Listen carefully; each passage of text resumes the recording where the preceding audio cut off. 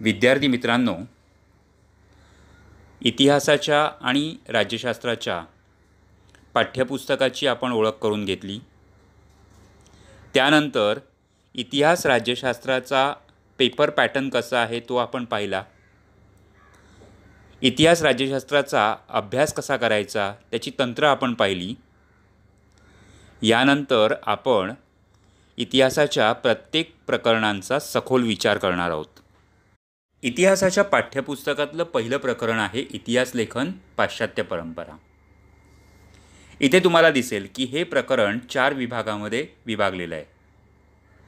यामध्ये पहिला विभाग आहे इतिहास लेखनाची परंपरा, दुसरा विभाग आहे आधुनिक इतिहास लेखन, तिसरा विभाग आहे युरोपमधील वैज्ञानिक दृष्टिकोनाचा विकास आणि इतिहास लेखन, आणि त्याचबरोबर शेवटच्या विभागामध्ये युरोपमधले आणि पाश्चात्य जगातले काही महत्त्वाचे विचारवंत या ठिकाणी सांगितलेले आहेत किंवा त्यांच्याविषयी माहिती दिलेली आहे.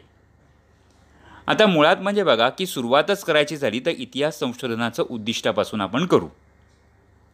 इतिहास म्हणजे तुम्हाला माहिती आहे की काय आहे, की घडलेल्या घटनाची पद्धतशीर कालानुक्रमे दिली गेलेली माहिती.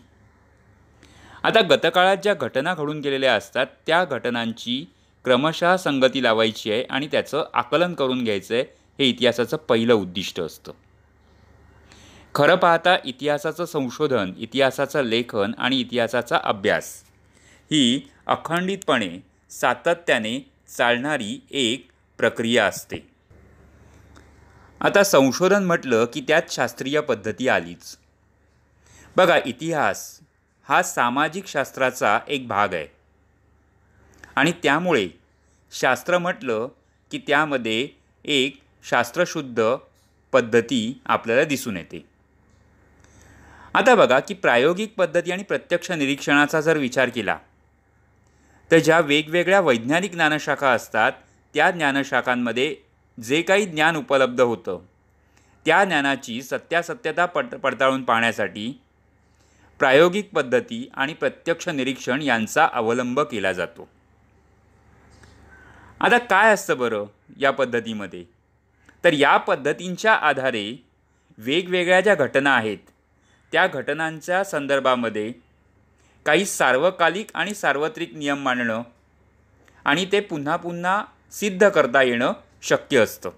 उदाहरणच घ्यायचं झालं तर आपण न्यूटनच्या गुरुत्वाकर्षणाच्या सिद्धांताचं उदाहरण घेऊ की वरून पडणारी कोणतीही गोष्ट ही पृथ्वीकडे गुरुत्वाकर्षण सिद्धांतामुळे आकर्षिली जाते आणि ती खालीच येते. हा नियम हा सार्वत्रिक आहे, सार्वकालिक आहे. पण इतिहासाचा जर विचार केला तर इतिहास संशोधनामध्ये प्रायोगिक पद्धती आणि प्रत्यक्ष निरीक्षण यांचा अवलंब करणे शक्य नसते. आता का बरं असं घडतं? इतिहास आणि इतर शास्त्रीय ज्ञानशाखा यांच्यामध्ये काय नेमका फरक आहे? तर सगळ्यात महत्त्वाची गोष्ट आहे की इतिहासामध्ये ज्या घटना असतात की ज्यांचा अभ्यास करायचा असतो त्या घडून गेलेल्या असतात आणि ज्या घटना घडून गेलेल्या असतात त्यांच्या निरीक्षणासाठी आपण तिथे प्रत्यक्ष उपस्थित नसतो, कारण तो काळ वेगळा असतो. इतिहासात ज्या काही घटना घडून गेलेल्या असतात त्या परत आपल्याला घडवता येत नाही, म्हणजे त्याची पुनरावृत्ती करता येत नाही. आणि इतिहास संशोधनामध्ये सार्वकालिक आणि सार्वत्रिक नियम मांडणं आणि ते सिद्ध करता येणं शक्य नसतं. आता हे जे विधान आहे की इतिहास संशोधनामध्ये प्रायोगिक पद्धती आणि प्रत्यक्ष निरीक्षण यांचा अवलंब करणे शक्य नसते, हे विधान सकारण स्पष्ट करा या अभ्यासाच्या दृष्टीने सुद्धा तितकंच महत्त्वाचं आहे. आता या ठिकाणी बघा की इतिहास संशोधनासाठी काही सहाय्यभूत ज्ञानशाखा असतात. त्या कोणत्या कोणत्या?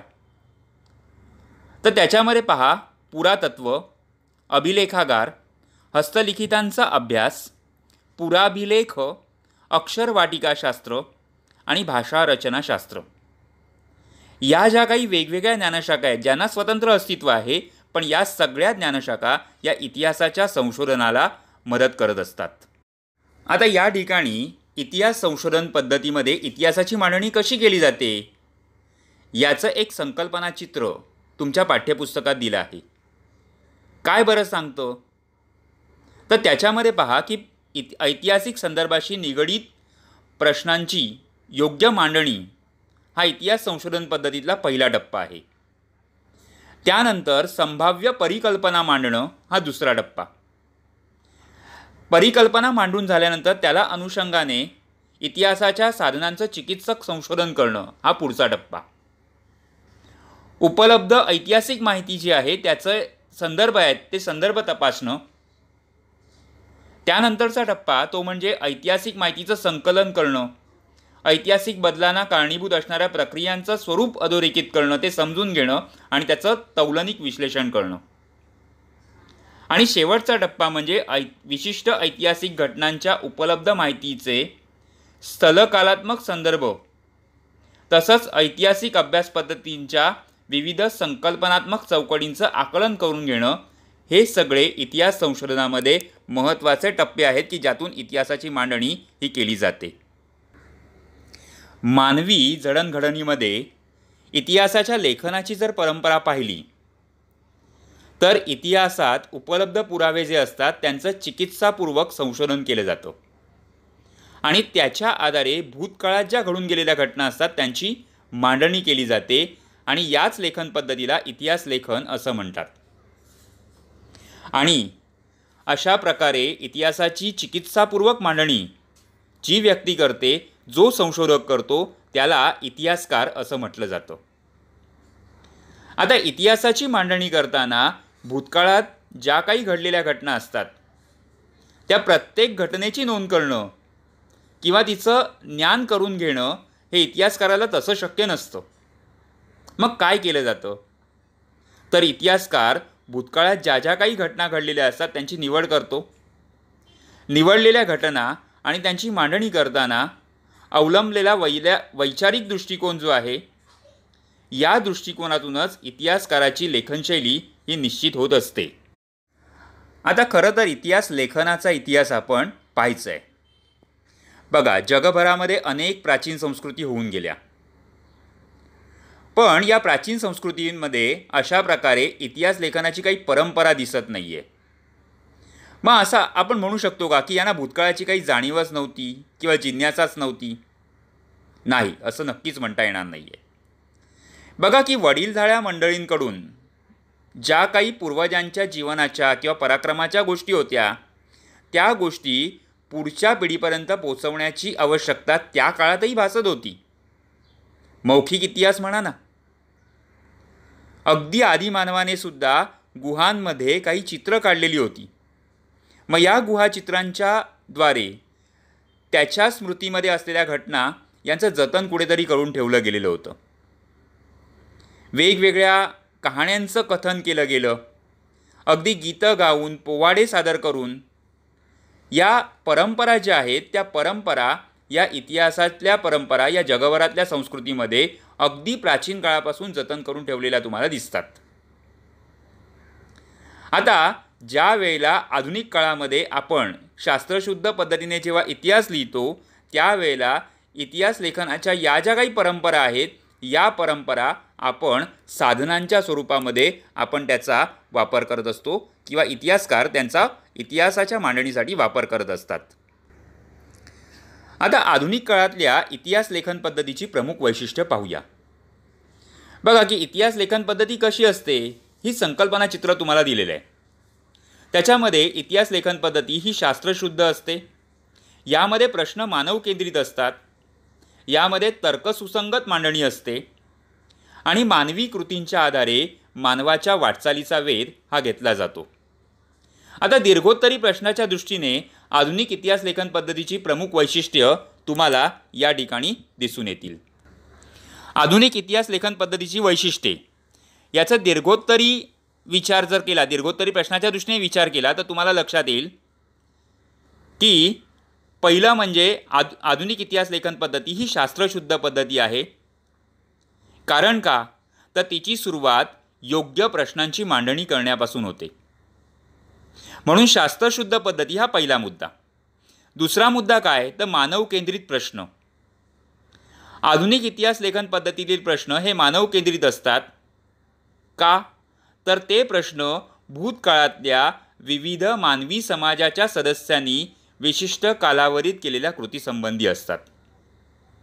तिसरा उपमुद्दा आहे यातला की इतिहासात त्या कृतींचा संबंध दैवी घटना किंवा देवदेवतांच्या कथा कहाण्यांशी जोडला जात नाही. त्याच्यानंतर पुढचा मुख्य मुद्दा आहे तो म्हणजे इतिहासाची तर्क सुसंगत मांडणी. या प्रश्नांच्या इतिहासातील उत्तरांना विश्वासार्ह पुराव्यांचा आधार असतो आणि त्यामुळे इतिहासाची मांडणी ही तर्कशुद्ध असते. आणि चौथा यातला मुख्य मुद्दा आहे तो म्हणजे भूतकाळातील कृतींच्या आधारे मानवजातीच्या वाटचालीचा वेध. बघा की आधुनिक इतिहास लेखन पद्धतीमध्ये मानवाने भूतकाळात ज्या ज्या काही कृती केलेल्या आहेत त्या कृतींचा अभ्यास केला जातो आणि त्यातूनच मानवजातीने केलेल्या वाटचालींचा किंवा मानवी वाटचालीचा वेध हा घेतला जातो. तर अशा प्रकारे दीर्घोत्तरी उत्तराची अशा मुद्द्यांच्या आधारे मांडणी करता येईल. आता यानंतरचा मुद्दा आहे तो म्हणजे युरोपमधील वैज्ञानिक दृष्टिकोनाचा विकास आणि त्यातून केलेलं इतिहास लेखन. बघा की आधुनिक युगाची ज्यावेळेला सुरुवात झाली त्यानंतर इसवी सन 18व्या शतकापर्यंत युरोपमध्ये तत्त्वज्ञान आणि विज्ञान या सर्वच क्षेत्रांमध्ये लक्षणीय प्रगती झालेली दिसते. आता वैज्ञानिक पद्धतींचा उपयोग करून सामाजिक आणि ऐतिहासिक वास्तव यांचा अभ्यास करता येणं शक्य आहे असा त्या काळातल्या युरोपीय विचारवंतांना विश्वास वाटू लागला. त्यानंतर पुढील काळाचा जर विचार केला तर पुढील काळात युरोप आणि अमेरिकेमध्ये इतिहास आणि इतिहास लेखन यासंबंधी विचारमंथन व्हायला सुरुवात झाली, वैचारिक प्रक्रिया सुरू झाली आणि मग हळूहळू इतिहास लेखनामध्ये व्यक्तिनिष्ठता जाऊन वस्तुनिष्ठतेला महत्त्व यायला सुरुवात झाली.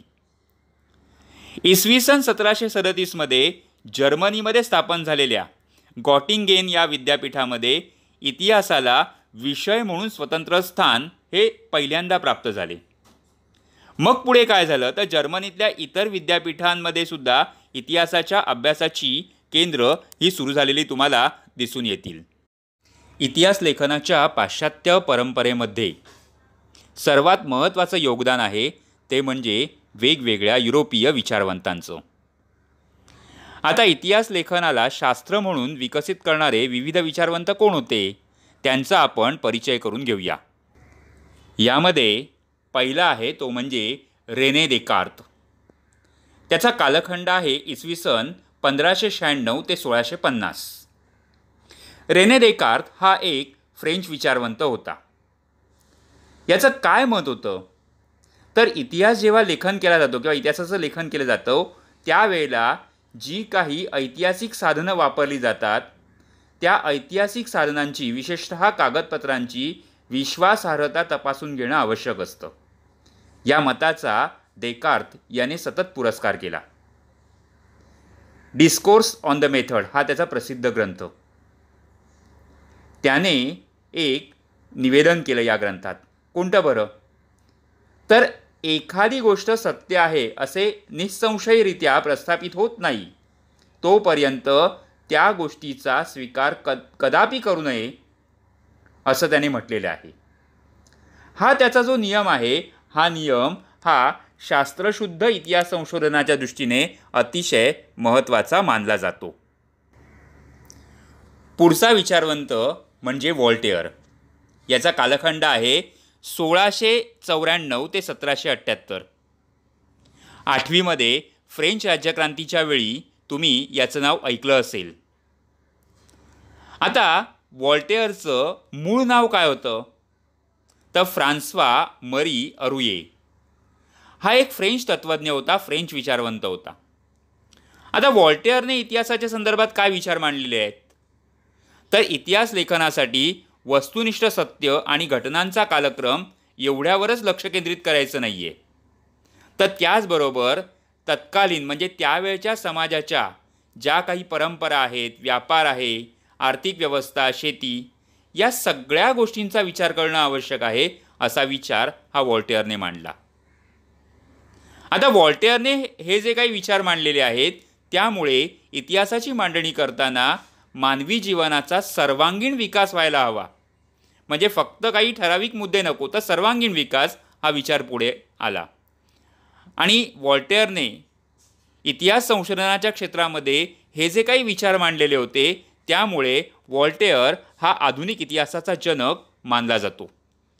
बघा, परत एकदा हे विधान मी करतोय की व्हॉल्टेअरला आधुनिक इतिहासाचा जनक मानले जाते.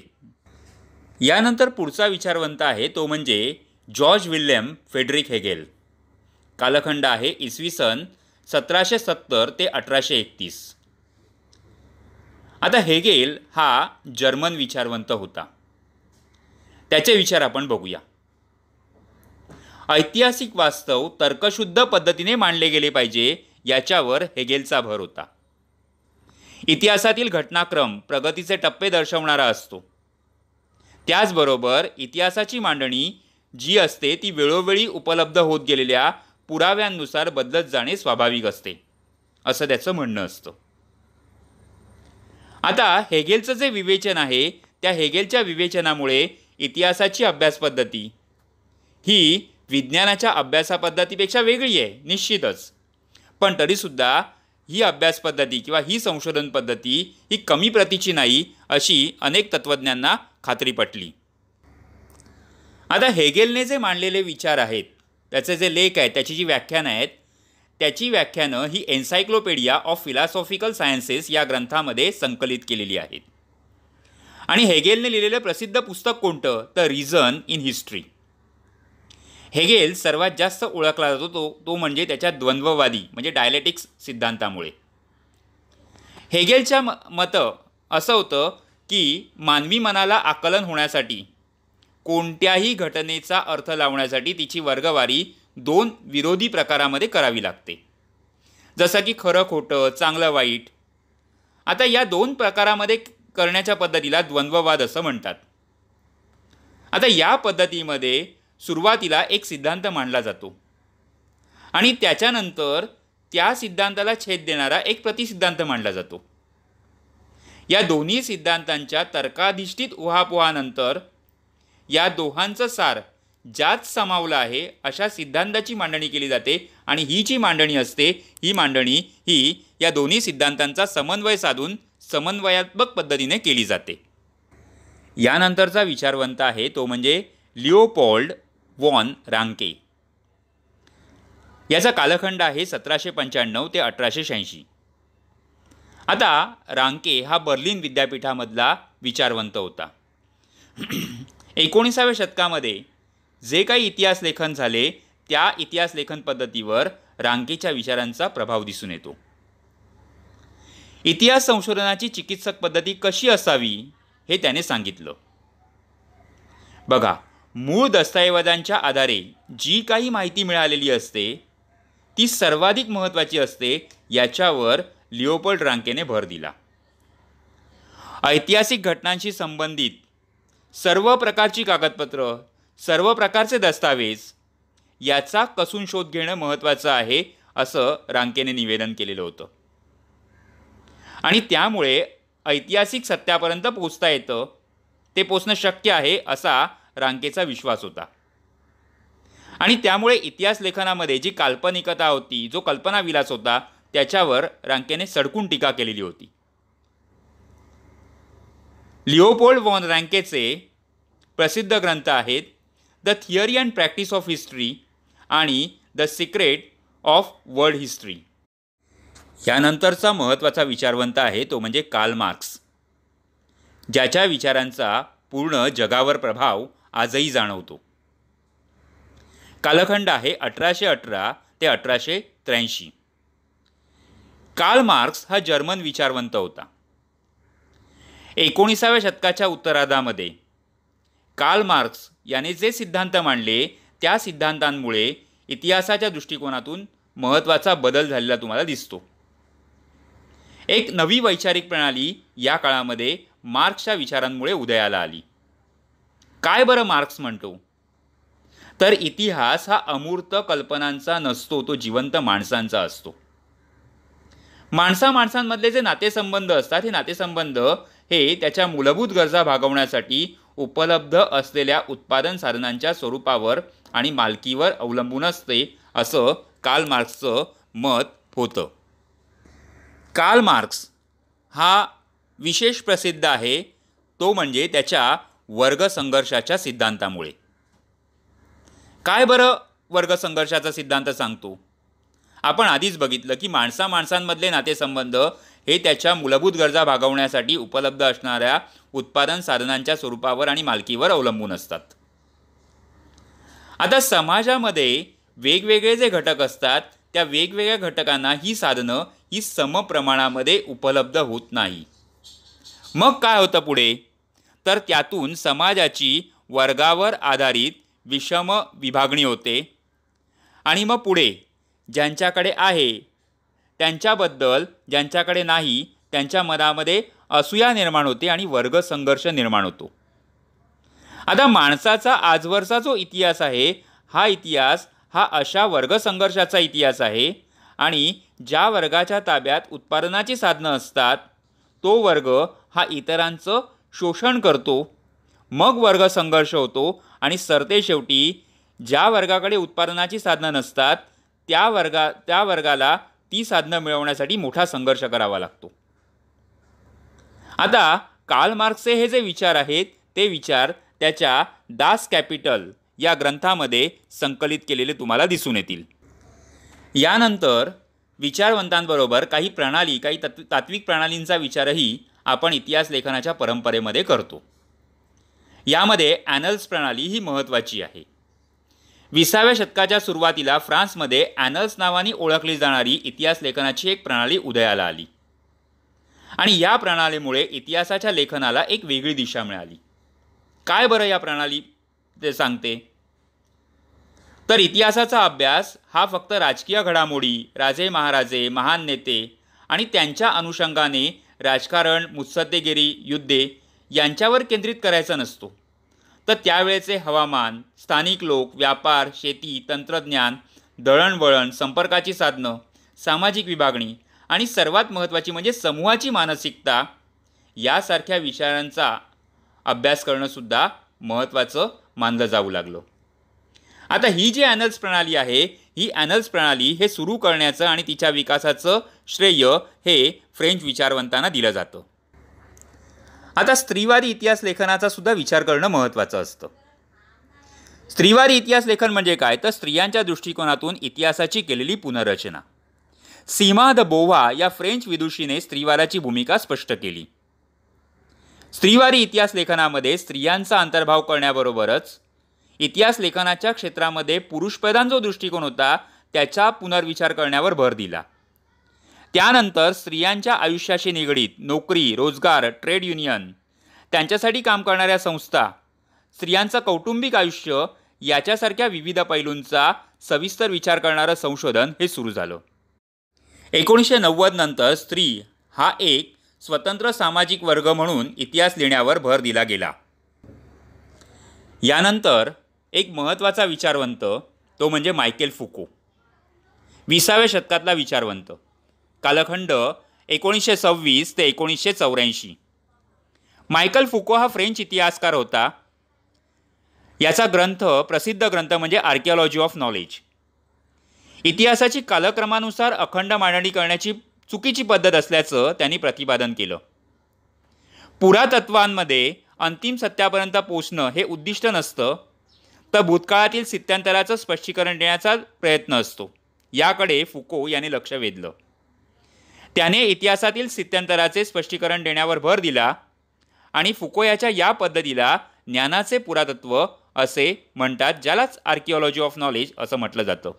इतिहासकारांनी आजवर ज्या विचारात घेतलेल्या नव्हत्या अशा वेगवेगळ्या गोष्टी जसं की मनोविकृती, वैद्यकशास्त्र, तुरुंग व्यवस्था या साऱ्याचा इतिहासाच्या दृष्टिकोनातून विचार केला गेला. थोडक्यात काय तर अशा पद्धतीने आधुनिक इतिहास लेखनाची व्याप्ती ही सतत विस्तारत गेलेली तुम्हाला दिसते. पुढे तर साहित्य, स्थापत्य, शिल्पकला, चित्रकला, संगीतकला, नृत्यकला, नाट्यकला, चित्रपट निर्मिती, दूरदर्शन विविध विषयांवर स्वतंत्रपणे इतिहास लेखन केलं जाऊ लागलं. धन्यवाद.